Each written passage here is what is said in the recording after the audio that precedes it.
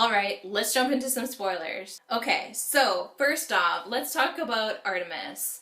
I love Artemis. She's probably my favorite character. Wade is okay, he's our main character. We follow the story through his eyes and his perspective. While Wade does do a lot of really cool and interesting things, and he clearly is very smart and nerdy, and very brave in a lot of instances, which I will also get to later, but I just found Artemis to be more relatable to me. Because she has a lot of insecurities, but she's also kind of confident in her own way, and she sticks to her guns, and she's not afraid to be who she is. She's very genuine. I don't know, I just really appreciated that. I loved Artemis and Wade together. They were so cute. Mainly just that I am conversation that they have like halfway through the book. That was amazing, and I loved that. I loved reading that entire thing. I read it a couple times. It was so fun. Just things like that made their relationship click to me. They really had good banter, and I love the fact that they're able to joke with each other and mess around, and just one of the things that like I look for in a relationship is someone who makes me laugh, and we can be funny together, and we can just have all these like inside jokes together and just be open and honest, but also have a sense of humor. I just wanted more. And I also appreciated that Artemis pulled back once things started to get kind of serious between them, because again, that makes sense. I mean, if you really think about it, they are competitors against each other for this contest. It doesn't make sense for you to like fall deeply in love with your opponent. It just doesn't make sense. And so I think she did the best thing for both of them. And Wade realizes that later too, but he just doesn't want to deal with that because he has fallen so deeply for her already, even before they even really met. So again, it added to the realism of the story. I also like that Wade wasn't melodramatic about the fact that Artemis wanted to break it off. I felt he dealt with it in a realistic way. I mean, he was very depressed, and he kind of goes into a funk. But again, that's pretty normal. When you're heads over heel for someone and then they stop talking to you, it's really hard to deal with. But I think he came to terms with why she did it, and he understood that. And again, I appreciated that there weren't any lies or deceit. Like, they were just... Artemis was honest to him from the get-go. They both were. And I like that they were able to just talk it out and like, right now it's just not going to work. And we can talk about this after the contest is over, but not right now. I really appreciated that there was the communication and everyone was just super honest. So, thank you. One thing that kind of was frustrating for me personally as a reader kind of has to go with the breakup with Artemis, is that Wade starts talking about these anatomically correct haptic dolls, which is just a very fancy way of saying sex dolls. Basically, in the Oasis, there's a lot of needs being met, and some needs have to do with these sex dolls in the Oasis, which gets into lots of very uncomfortable, weird topics. I understood why his character would turn to that, but it's not something that I want to read about. I wasn't a huge fan of that being in there, but I like my books to be completely non-explicit. But that's just my preference. So that was kind of a weird section for me. Thankfully, it was maybe like a page at most, so that also made me happy. Let's have that be brief. That makes sense that that happened, but also didn't need to know that happened. Okay, let's move on. Too realistic. Okay, let's move on. So kind of going along with the realism of the book, big spoiler coming here, when Daito, when his character died in the game, like while I was reading it, I forgot that this was a video game, and I was devastated because, to me, Daito died for real. And I was like, whoa, the stakes are getting high. And it really caught me off guard. And then, you know, Wade mentions in the narrative that, you know, his avatar died. And I was like, oh, this is a video game. That's right, of course, I knew that. Why didn't I make that connection? Daito didn't actually die. Until he totally did die. That was kind of a weird reveal because I was misled into thinking he was actually dead, and then I was happily surprised to find out that, okay, no, just his avatar died. Okay, good, good, just his avatar. Oh, no, wait. He actually did die in real life. He was pulled out of the Oasis by the evil IOI company. They came to his apartment, yanked him out of his video game, virtual reality set, if you will, and they just threw him out of a window, which was like, dang.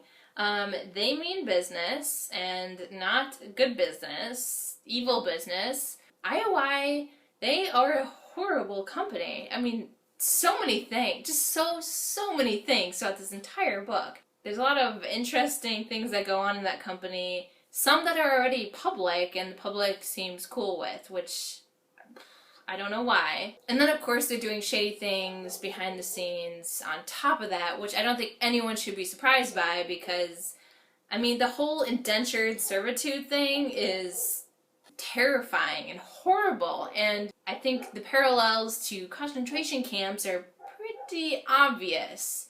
They're just given a number, and they're just like stripped of their humanity in a way, just like the concentration camps, and they're just forced to work for this company day in and day out, and they're just like no longer people anymore. They're stripped of all that, and they're given a false sense of hope that they can work and pay off this debt and then go back and live in society and be okay. Which again, everyone at the concentration camp was given some kind of version of a similar lie, but it was false hope. I mean, they had no intention of ever releasing these people, and neither does this indentured servitude. Their debt continues to just grow and grow and grow instead of actually getting smaller and smaller and smaller, no matter how hard they work. I couldn't believe that this society was cool with that. And we find out about this because Wade decides to become an indentured servant which this is pretty convoluted. He decides to become an indentured servant so he can hack into their servers, find out all this information so he can get rid of this shield that's blocking the last gate. So they can finally get to the last gate before the bad guys, and then win the contest. Which is completely reckless and completely insane, and he's super lucky that he got in, got what he needed, and got out. That was probably where the realism faltered a little bit, a little too convenient. I like the fact that Wade doesn't have anything really to lose at this point. The Oasis is his life, and so for him to risk his actual life saving the Oasis makes complete sense, because if IOI gets control of the Oasis, his reality is over anyway. So it makes sense for him as a character to risk everything. But yeah, so indentured servitude, super sketchy. Don't know how that ever got approved, but not a lot of detail is given to the exact state of society other than things are really bad, things are crumbling, things are just horrible. There's poverty everywhere, people are miserable, hence why everyone's in the Oasis, and things are just really bad. It's not dwelled upon, and I kind of like that in a way, because you can use your imagination to kind of figure out what caused the society to be that way. I like the idea that the cause of all this poverty and destruction is left up to the reader to kind of put in your worst fears and have that be played out, and to see the world come to this mess however you choose to imagine it. I do appreciate that. Oh, kind of going back to Daito's tragic demise, I was kind of thrown off by that incident and the incident with the explosion at Wade's mobile home stack. IOI rigs up explosives to this, it's more or less like an apartment complex using mobile homes. They're stacked on each other, and you have your own mobile home that you live in, but they're all stacked up on top of each other like an apartment building or something like that, to save space. Wade lives with his aunt there. His aunt is a horrible, terrible person, so I think it makes sense for him to not have any ties to family, which is why he's so absorbed in this world as it is, because the real world for him sucks. So it makes sense that he's devoted 5 years of his life to just research on this contest and just trying to win no matter what he has to do it. So that made a lot of sense. But anyway, so IOI, they're trying to kill Wade. They don't realize that Wade actually isn't plugged into the Oasis inside this mobile home stack thing. Wade is actually in his hideout. And basically, there's all these abandoned cars. One of the vans has the seat removed. Someone stole it. So he has his little hideaway there. And that's where he always is plugged into the Oasis. So when these threats are being made, it doesn't really matter because he's at no risk to be exploded. These are probably the only things where I kind of question the realism a little bit. That Wade is from a very poor area. And everyone's very desperate to do anything that they can do to make any kind of money and any kind of income. There's all these abandoned vehicles right next to these mobile homes. And I honestly don't understand why they're abandoned and they haven't been sold off for money.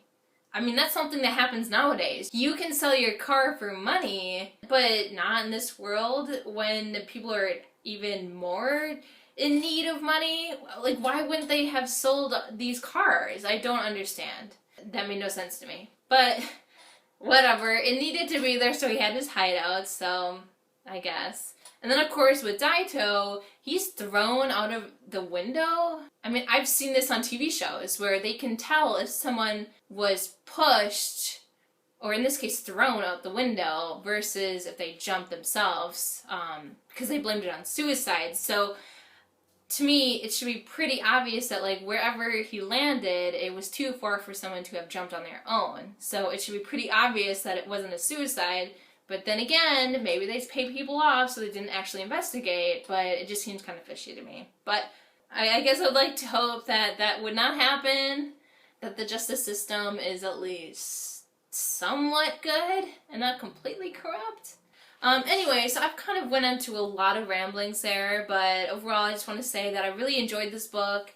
The only thing that really would have made it better for me is if it was the 90s and like maybe early 2000s, because those were the times that I grew up in and I would just love to read that book, so that needs to happen. Oh, and kind of one other thing that I wanted to say is thank you, Wade, for not overreacting to H's reveal that he is not in fact a white male, that in fact this is an African-American woman, or young woman, I suppose. That was a really interesting reveal.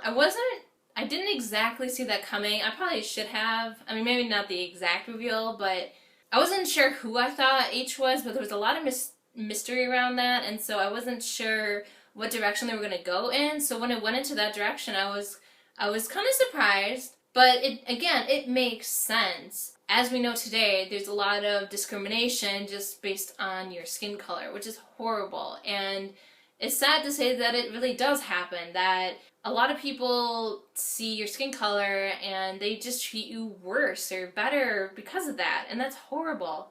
And so I really like the idea that the Oasis can kind of remove that, because you can present yourself any way that you want, and people aren't able to use their discrimination against you because they don't know. It's kind of sad that, you know, this world needs you to lie to them for them to treat you the same as someone else, but it did seem kind of tacked on almost, just because it was kind of like a side thought. It would be an interesting topic to really delve into. I feel like it wasn't really given enough discussion within the story. But anyway, I like that there were a lot of things kind of just thrown in there here and there, like the implications of a world with the Oasis in it. And I really enjoyed seeing a lot of different things come from it, not just the contest and video games, but just other social issues kind of thrown in there, because again, that's realistic. I really appreciate the story overall, so I thought it was fantastic. I gave it 5 stars. I really, really enjoyed this book, and I'm so happy that I got to read it. And until next time.